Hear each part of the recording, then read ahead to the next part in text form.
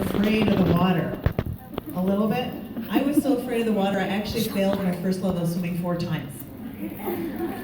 And then went on to the Olympics in synchronized swimming, which is what? In the pool.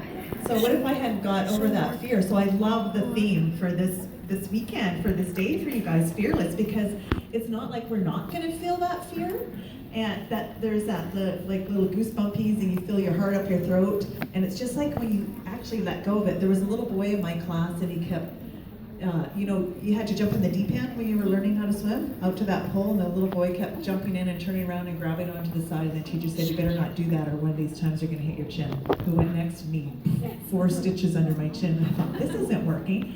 But it was neat because, in a way, it kind of made me relax in the water. And as soon as I relaxed, I actually floated. And then as soon as I started to love the water, I really started to love the water. But there was days I was afraid. When I started swimming late, I was 13 when I started synchro, and everybody said, that's way too old. But you know what? I had so many mentors that have been swimming 4 and 5 years already. So I learned from them. I watched them and said, how do they do that? I want to be able to do that. And I had what? Fun. I started to love it, right? And that's the most important thing that I think is so awesome that you're all learning here, and that you're teaching all the girls too and sharing, is that you gotta love it.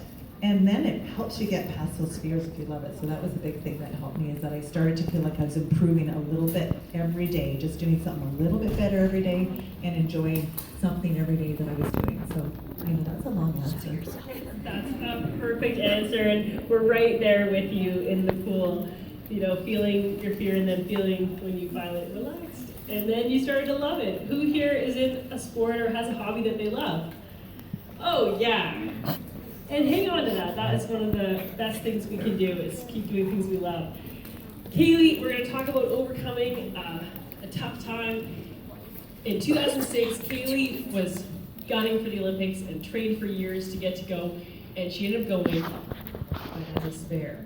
And that was tough, and we want to hear about after that, because sometimes we think about quitting our sport, and